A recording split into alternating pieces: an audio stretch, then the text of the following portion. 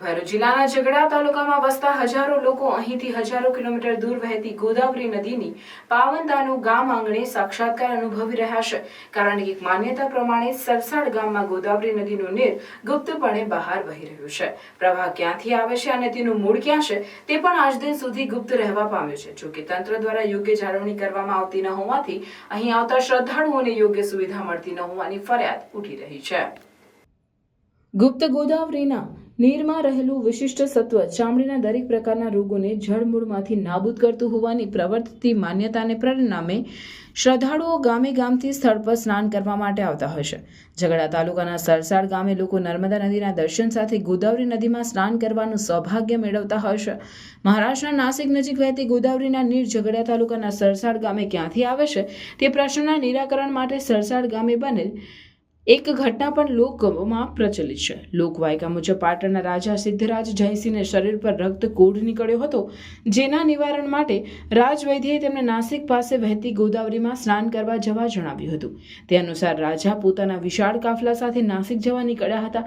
દરમિયાનમાં ઝઘડિયાના સરસાડ ગામ પાસેથી નીકળતી વખતે રાજા જયસિંહની અચાનક તબિયત ગંભીર થતા રાજાએ સરસાડમાં મુકામ કર્યો હતો. ચર્મરોગથી પીડાતા રાજાએ સ્થળે ગોદાવરીનું અંતઃકરણથી સ્મરણ કરતા ગૌમુખમાંથી નીરનો પ્રવાહ વહેતો થયો હતો. રાજાએ નીરમાં સ્નાન કરતા તેમના શરીર પરનો કોઢ ગાયબ થઈ ગયો હતો. ઉપરાંત નાસિક ખાતે ગોદાવરીમાં સ્નાન કરવા ગયેલ રાણીના ગોદાવરીમાં વહાવેલ કુંડળ પણ સરસાડ ખાતે પ્રગટ થયેલ જળ પ્રવાહમાંથી નીકળતા લોકોમાં ગુપ્ત ગોદાવરી પ્રત્યેની શ્રદ્ધા વધુ દ્રઢ બની જવા પામી હતી. ત્યારબાદ રાજા સિદ્ધરાજ જયસિંહ દ્વારા સ્થળે સિદ્ધેશ્વર મહાદેવના મંદિરનું નિર્માણ કરવામાં આવ્યું હતું. આજે પણ ચર્મરોગથી પીડાતા અસંખ્ય લોકો સરસાડ ગામે ગુપ્ત ગોદાવરીમાં સ્નાન કરી રોગમુક્ત બને છે.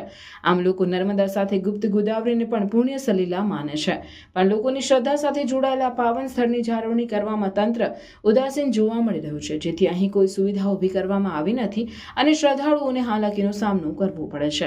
ત્યારે પ્રવાસન વિકાસની વાતો કરવા કરતા તંત્ર સુવિધા ઊભી કરવા પ્રત્યે ધ્યાન આપે તે જરૂરી છે.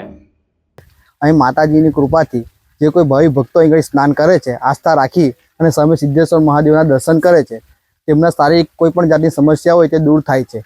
આ પાણી નાસિક ત્રંબકથી આવેલ છે અને અહીં આગળનો રસ્તો કોઈ છે નહીં, એટલા માટે એનું ગુપ્ત ગોદાવરી નામ આપેલું છે. અને અહીંયા કેટલા વર્ષોથી 24 કલાક અખંડ પાણી ચાલુ રહે છે. જે રીતના આ જોઈએ છે એ જ રીતના પાણી પડ્યા જ કરે છે.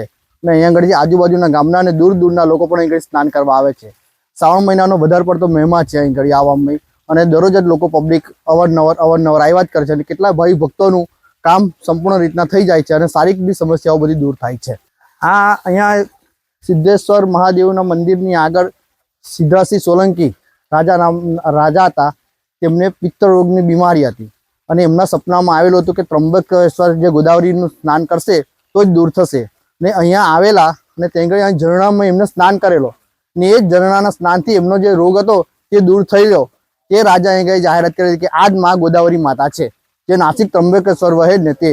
ત્યાર પછી એમની રસ્તા માટેની શોધખોળ કરી, પણ કોઈને કંઈ પુરાવો એનો રસ્તો મળેલો નથી. એટલા માટે એનું ગુપ્ત ગોદાવરી નામ એમને જ આપેલું હતું.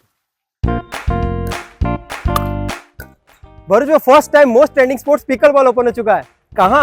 केजीएम स्कूल कंपाउंड में झाड़ेश्वर बस स्टैंड के पास. यहाँ है 3 सिंथेटिक पिकलबॉल कोर्ट्स. ये गेम एकदम इजी टू लर्न है, यानी चाहे बच्चे हो या फैमिली, कपल्स हो या ग्रुप ऑफ फ्रेंड्स, सब लोग खेल सकते हैं.